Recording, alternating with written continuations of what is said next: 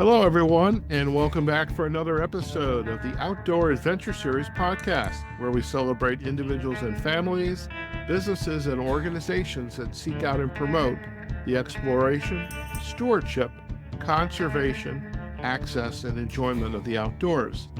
Visit El Paso is the sponsor of today's episode. El Paso is more than just a place on the map, it's where Texas begins. It's a vibrant city with unforgettable sunsets and offers a unique blend of history, culture, and natural beauty. El Paso is the perfect destination for family vacations, couples getaways, outdoor adventures, meetings, conferences, and conventions. Today's guest is Cesar Mendez, Park Superintendent of the Franklin Mountains State Park. And this organization is a part of the Texas Park and Wildlife Department. Cesar, it's a pleasure to have you on the podcast. Welcome. Thank you. Good day, everybody. Very good. Now, I am very excited, one, to come to El Paso because I have never been, but as an outdoor writer and a little bit of an explorer, I'm excited whenever I get to visit the state parks. And I would love to hear about the parks, but before we do, could you share a little bit about your background and how you decided this is the career that you wanted to work with the Texas Parks and Wildlife Department, and how you became the park superintendent? I'd love to hear that story. Okay, so since I was very young, I was in middle school. I really had a big attraction of nature, being in the outdoors, and I really wanted to pursue a career in nature. So I decided to study ecology. So I have a bachelor degree in ecology from the University of Chihuahua in Mexico, and then I have a master's degree in grassland management and ecology. And then while I was doing my research during my master, I met researchers from the United States that were doing similar work on grassland bird and grassland environment, and they invited me to try to pursue a PhD in at New Mexico State University. So I applied for the PhD program. I got accepted. I got an opportunity to work for the National Park Service under a program that was called U.S. Mexico Affairs Office throughout the university. So I pursued my PhD. I got it from New Mexico State University. And while I was finishing my PhD, I needed to get a job. I got married. I got a baby. So my wife is from El Paso, Texas. And she kind of stumbled into a position that was available in El Paso. So I applied for that position. That was my way to get into Texas Parks and Wildlife Department. It was managing historic site in El Paso, my golfing home. And then from there, the position at Franklin Mountains opened, and it was just the natural fit for me. So I applied for this position, and I've been in this job almost 17 years. 17 years. Yes, sir. I find that hard to believe because you look about 35 years old. No. Okay. No. So, I mean, that is an incredible journey from the bachelor's degree in ecology. And I'm assuming as you were growing up, you had always been fascinated by nature. Is that just something you discovered on your own? Were your parents, your grandparents, did you go out into into the wild and just enjoy nature? How did you get that spark? Yeah, I discovered it when I was kid. My mother put me in the YMCA in Chihuahua. There's a Okay. YMCA in Chihuahua, and there were camping trips. And first camping trip that I went, it was just like I got totally hooked into nature. I mean, I since before always like my favorite subject was natural sciences. Okay. So it was in me, but it was through the YMCA that basically I developed that passion for the outdoors. So I was a camper since I was 11 years old, and at age 14, I became a camp counselor. So I was helping with all the camping trips, and I stayed in that role for about 7 years until my college duty didn't allow me to balance both. But I was camp counselor volunteer for 7 years for the YMCA, and throughout that, I mean, my passion for the outdoors just continued to grow. So I love camping, hiking, um, kayaking, just exploring the nature and learning about nature. I love that. I love that. Now, when you went for your PhD, what was your research project? So my research project, it was about grassland birds. Grassland So birds. Okay. wintering grassland birds in southwestern New Mexico. So basically, what I was trying to identify uh, community dynamics of those different species of wintering grassland birds in the area, but also what they were feeding on, like seed selection and diet patterns on those different species. So basically, when they asked me what did you do, is I made birds puke, so I could determine what they were feeding on. Instead, sacrificing individuals, I was getting a sample from the stomach by Right. flushing the stomach, and then once I got the sample, I was able to release them. So it Okay. was a technique that was developed in order to not have to kill any individuals. I love that. And I'm sure a lot of conservationists will be very happy about that. And when you had this opportunity for the Texas Parks and Wildlife and Franklin's the Mountain State Park, was this a path that you had expected? That you think that you were going to work teach in a university or work as a scientist at an association? Yes. My original goal was get my PhD, go back to Mexico, and teach at the university.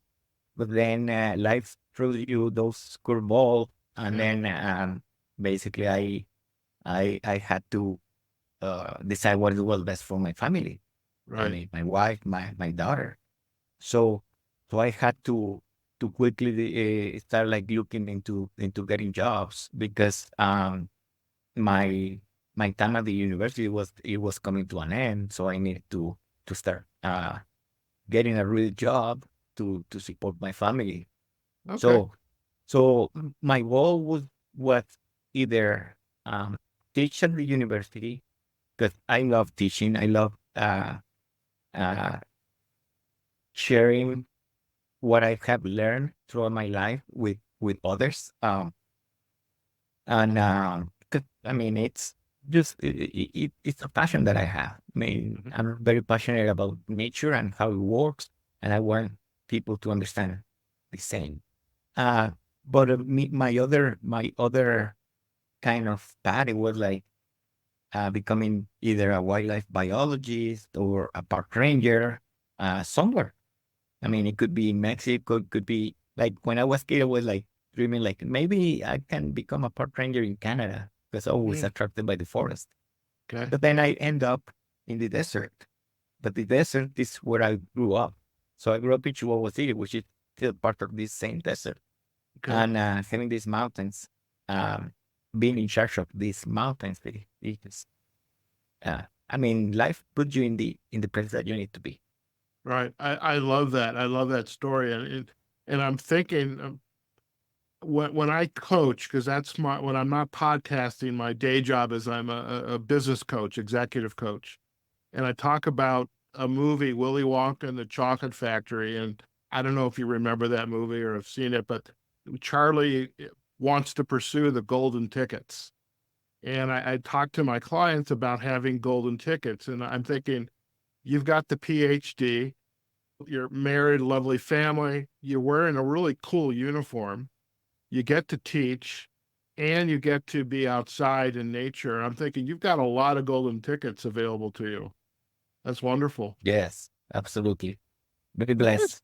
yeah, what is it like working at the park? And how big is Franklin Mountain State Park? And what's it like?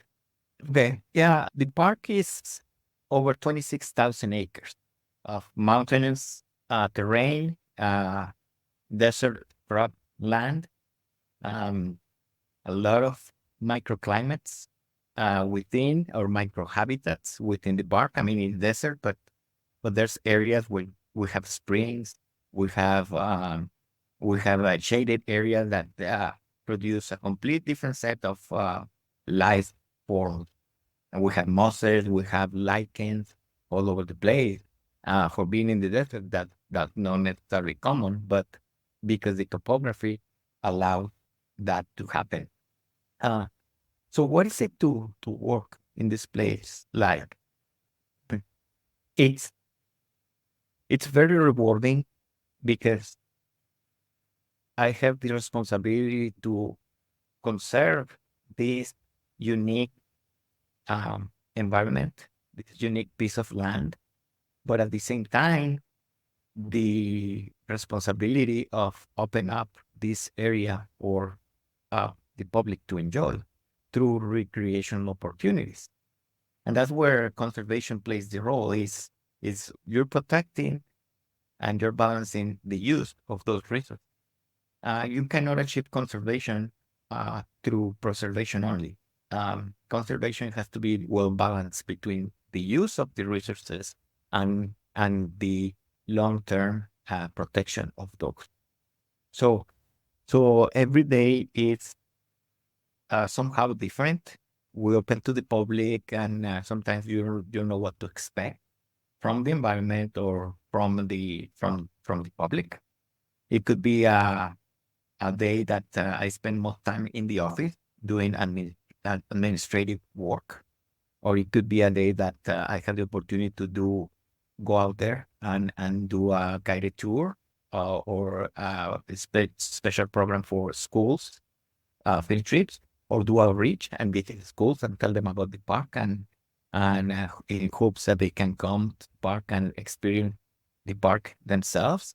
Or it could be a a day that we have an emergency going on because accidents happen when we put people out in the outdoors. I mean, there's some risk associated to that, and we have the obligation to respond to those emergencies. The park has over 120 miles of multi-use trails, hiking and mountain biking. Um, we have opportunities other recreational opportunities ranging from hiking and mountain biking, rock climbing, camping. There's people that practice paragliding, and we're the only state park in Texas that allows that activity for the people that are qualified to do that activity. Um, well, picnicking, wildlife viewing, a lot of educational programs. So that's kind of what we do on a daily basis. You have a little bit of everything. And part of me wants to ask you, and I'm going to ask you, but it's going to come across as very naive. But what's your favorite, if you're going out into the park, what, and you just, no responsibility whatsoever on the administrative side, but just to have to enjoy yourself, where is your first go-to in the park just to kind of take it all in and enjoy yourself? Um, I mean, believe it or not, just stepping outside my office or Okay. or looking through my window, I see the mountains. And just seeing the mountains is just it it an untangible but very powerful connection between who you are and what you spot in this planet. Mhm. Uh, put things in perspective.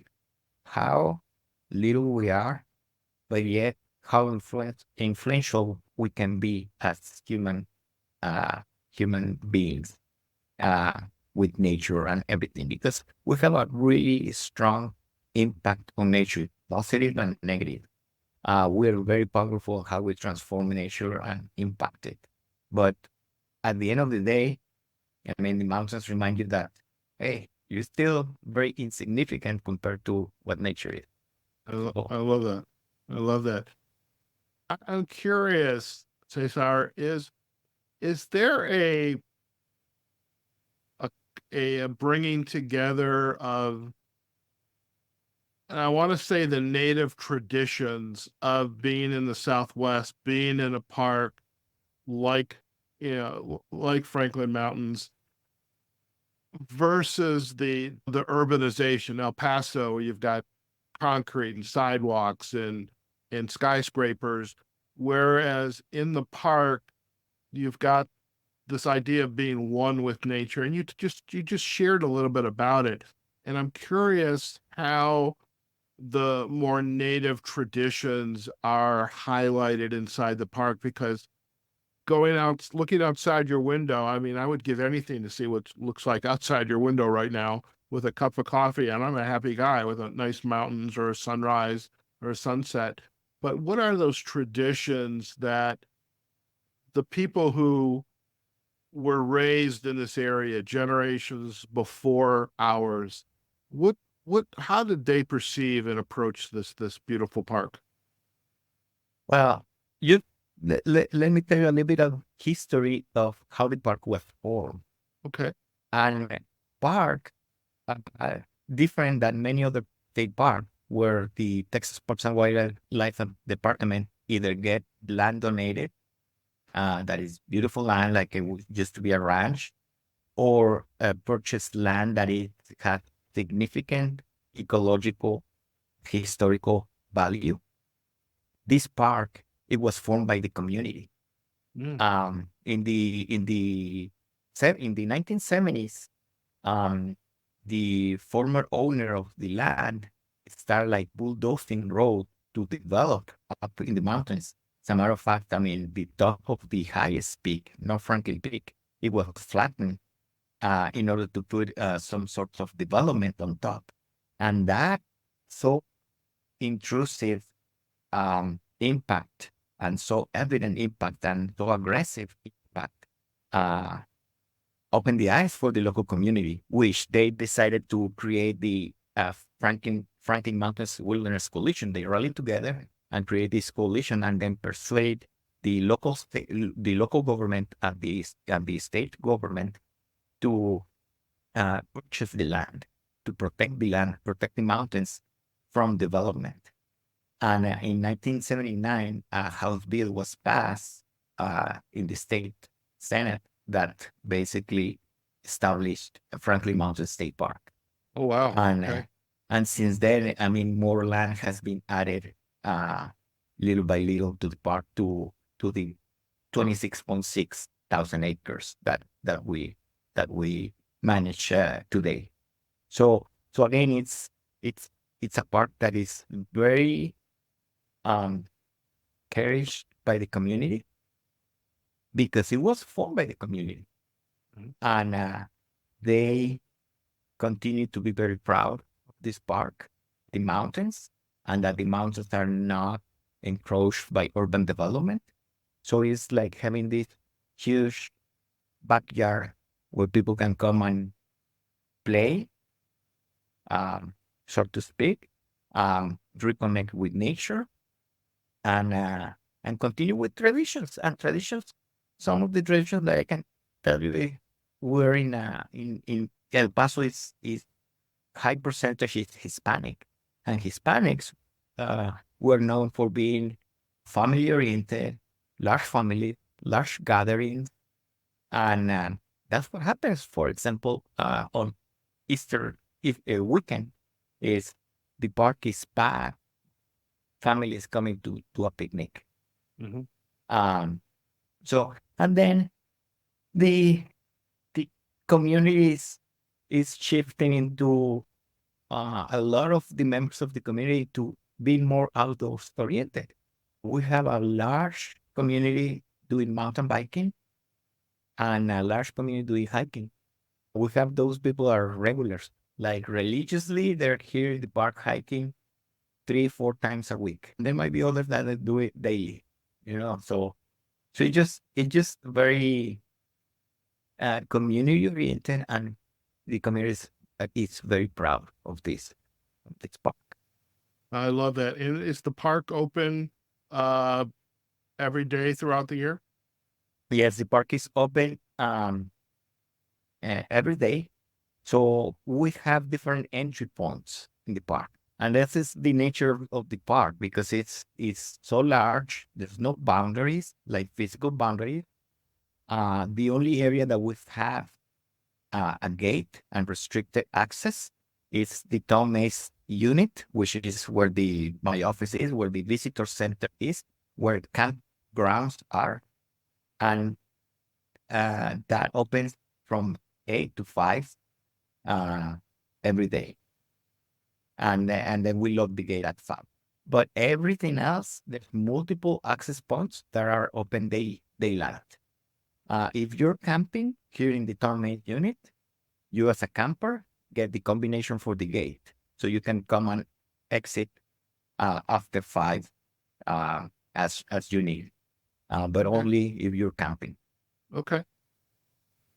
In the planning that is going on for the OWAA's event in El Paso at the end of September, and I know, with working with Visit El Paso to help arrange these interviews, do you have a sense of what our visitors, the folks that from the OWAA, might be doing when they come and visit the park? If you have an idea what you might like to suggest they do?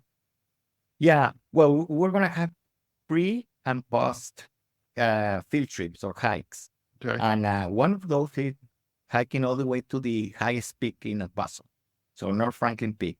So Okay. we're talking about a 6 hour or so hike with 8 mile round trip. And Okay. then there's going to be another one for the Teen Mines, which is a 6 mile round trip, but it's a lot less elevation gain. So it's a little bit less intense. Okay. But if people come throughout the week during the conference, there's multiple short hikes that they can take that they're wonderful. Um, There are entry points in McElligott Canyon. There's entry points of Trans Mountain Road. There's entry points in Tom Mays unit. But remember, the Tom Mays unit closes at 5. So it will have to be between 8 and 5. In the Tom Mays unit, there's Aztec Cave. It's an easy, it's about 1 hour and a half round trip. It's only like 2 miles round trip, but you get into a large cave. So that's a highlight. It's a very popular one. We have a spring, a hike that goes to a spring and then takes you to the ridge line on the mountains, which we call Mondes Gap, where you can have the view on both sides of El Paso. Okay. And then another one that could be an relatively easy one. It's Upper Sunset. I like that hike because it's not that intense, and then the views that you get, they're amazing. All right. I'm excited. I know I'm coming in a day early and I'm going to stay a day after. And I can't recall the exact uh, hikes I will be going on. I will tell you, by the way, I'm sorry, I'm not doing the big hike. Uh, No, that's I wish fine. I was in a lot better shape. You're probably in really good shape, just the amount of work that you have to do and the tours that you are giving. But it sounds phenomenal, and I know many of my peers on the OWAA are going to take advantage of it. I am curious, and I want to not lose sight. This is not a one-man job, so you're not in the park managing it all by yourself. Tell us a little bit about your team. Who's helping you take care of business here at the park? I have an amazing team, and that's what I think that's the key to running successfully any enterprise. And in this case, running this park and taking care of this park is because I have an amazing team that does what it needs to be done to protect the park, to conduct business through government, and to provide the best customer service. So I have an office manager. Her name is Erica Rubio. So she's in charge of many of the administrative duties, from purchasing, contracts, reporting, etc. So we have a team of the maintenance team that do a lot of the facilities and ground maintenance. The lead ranger for that team is Raul Gomez, and he also is in charge of a lot of the purchasing, because we need to uh, purchase equipment, supplies to carry on the maintenance duty throughout the park. Within that team, we have Jeff Weisman, uh, Eddie Barrett, Michael Arsenault, and Steve Taylor. And they all, I mean, they amazing in what they do, from welding, managing or operating heavy equipment, to upkeeping the park, uh, cleaning the grounds and facilities, restroom, all that. I have a store manager. We have a little store here. Her name is Veronica Gomez, and she's doing a fabulous job in bringing meaningful merchandise, souvenirs for people, so they can take back home um, something, a little piece of Franklin Mountain as a souvenir. We have a customer service representative, Miguel Cepeda, which is most of the time from desk, providing selling tickets, providing information to customers that they come in. And I have a park operations trainee. His name is Matthew Montoya. He is learning all the aspects of managing a park. So hopefully he can transition into a role to manage any other state park within Texas. And I have two park interpreters. Park interpreters, what they do is do a lot of educational uh, programs, interpretive programs, guided tours. One is Lydia Pego, and the other one is Diana Moy. And they wonderful. They're both bilingual, so we can do tours in English and Spanish. So the team does a tremendous job reaching out to the community and providing service to any visitor that comes to the park. Excellent. I bet you didn't think I was going to ask you that question, Yeah. but you had that list like Oh, down. and in addition, we are assigned a park police officer. Okay. And the officer that we have assigned, state park police, it's Autumn Gillespie. And then Excellent. she responds to many of the search and rescues. Okay. And so again, I am excited. Can't wait to see the park and just you and your team helping to make it such a wonderful place that it is. And uh, I'm curious: are there in many state parks and county parks, even national parks for that matter, there are friends of the park? Is there a volunteer organization that also helps support your mission? We don't have a Friends of the Park organization, but we do have a large body of volunteers, that the regular volunteers, individuals, and then we have organizations that even though there's no formal agreement between us, they provide a lot of support to the park. And one of them is the Borderland Mountain Bike Association. Do a lot of trail work.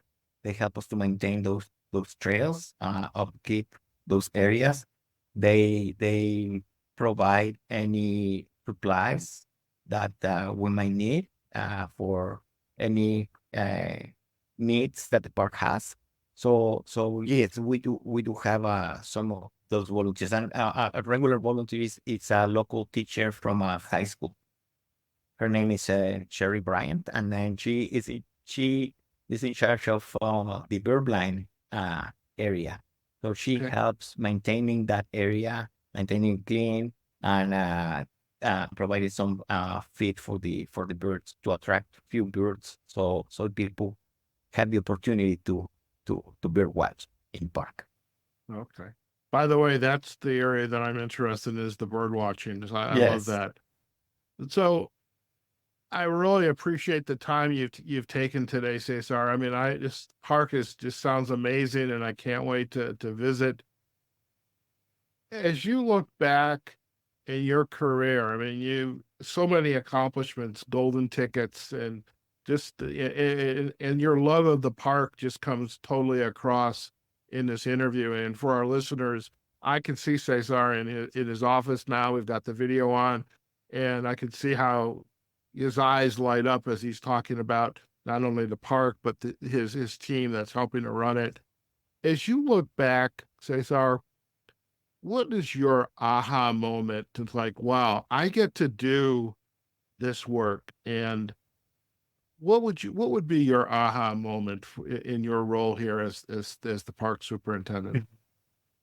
It is difficult to single out a moment, but it would be those times when you expose people to the outdoors for the first time, because they didn't have the courage to do it before, because they had fears, they had concerns, they they were not sure if that was what they wanted. And once you guide them through a hike, especially when it's one that is challenging for them, and they complete it, and they discover everything that they saw during the journey, and that connection with nature, and um uh, that feed for the spirit.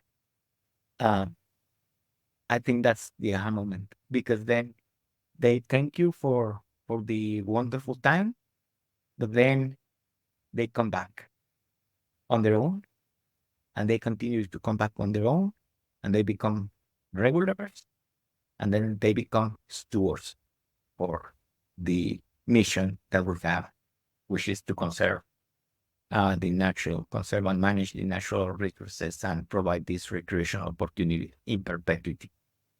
I love that. I love that. And before we head out, any final thoughts that you would like to share with our listeners about the park, your journey, and something to leave? Could be a book, a quote, is something that you'd like to gift to our listeners. Well, I would like to add one thing before saying any of that. I would like to say that the park is partnering with the wildlife division within the Texas Parks and Wildlife Department, and we are uh, contributing to a program that is called the restoration of the desert bighorn sheep in Texas. And the wildlife division is going to translocate individuals, desert bighorn sheep, into this mountain range, um, as a measure to continue with the program across Texas. So we're very excited about receiving this species into the mountains, and hopefully the Franklin Mountains, I mean, are good home for these animals, so they can start like reproducing, and so we can see or translocate more animals into different mountain ranges across Texas as part of this large program. So very excited about this happening in October. So people gonna have the opportunity to see this icon species roaming again in the desert mountain.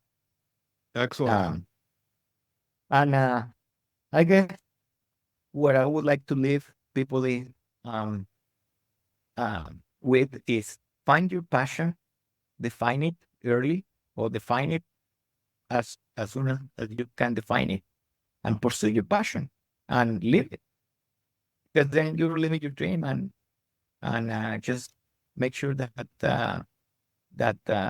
that's what you want to do. I mean, if you want to be a singer, be the best singer, right? If you want to be an accountant, be the best accountant. Always aim to be the best at what you do, but just find your passion because that's gonna make it easier. Find your passion, and then uh, you don't have to work the rest of your life. You're going you're enjoying every single day that you're getting paid for. I love that. And thank you so much. And I can just say, I can tell you're living your passion right now and just the work you get to do. And it's been an incredible journey. Cesar, it's been a pleasure to have you on the Outdoor Adventure Series podcast. Uh, before we leave, where should we direct our listeners to go if they'd like to learn more about the park? What sites would be It, it, good? it would be Texas Parks and Wildlife Franklin Mountains State Park. That's where you can find the official website for the park, and also you can find us on Facebook as Franklin Mountain State Park, Texas State Park. I mean, sorry, Franklin Mountain State Park, Texas Parks and Wildlife Department, and also on Instagram. Okay. Same. All right. We will provide the backlinks to the website and to the Facebook and Instagram on our show notes. Again, Cesar, it's been a pleasure to have you on the podcast, and I'm very excited to meet you. I'm sure we will meet at the OWAA's annual conference in September in El Paso. Very excited to get introduced to the park and explore it. And just make sure your store manager saves a little sticker for me because I collect stickers. Okay. Okay. Uh, Yeah, we'll save one for you, all Howard. right. A pleasure to meet you, Howard. Thank you so much for your time, for the interview, and great getting to know you. Very good. Listen, stay on the line. We're going to do a real quick close and you and I can have a final chat. Okay. All right, folks. What a wonderful interview with Cesar Mendez, Park Superintendent of Franklin Mountains State Park, which is a part of the Texas Parks and Wildlife Department. Really just an incredible journey at growing up in Chihuahua, and just really his journey to in education, just to live his passion to the outdoors and conservation, stewardship, and again, 17 years at the park, and it's just what a wonderful. I mean, it's like the perfect job. And he's looking outside; he's got a wonderful view as well, which I'm very excited to see. Hope you enjoyed this episode, and for my fellow OWAA members, this interview is another reason why you need to head to El Paso for our conference. You get to experience the park in all its glory. Now, as Cesar had mentioned, you can visit the Franklin Mountain State Park on their website. We'll provide a backlink to it as well as the Facebook and Instagram pages. And as for us, you can find this episode on our website, outdooradventureseries.com. We are also on LinkedIn, Facebook, and YouTube and Instagram. And of course, you can find the Outdoor Adventure Series wherever you listen to your podcast. And before we head out, we again want to thank Visit El Paso for sponsoring this episode of the Outdoor Adventure Series. Thanks to their support, we can introduce you to guests like Cesar, and to begin planning your El Paso getaway or outing, visit the Visit El Paso website at visitelpaso.com. Until next time, wherever you are, whatever you're doing, go out there, have a phenomenal day, and we look forward to having you on a future episode of the Outdoor Adventure Series podcast. Take care now.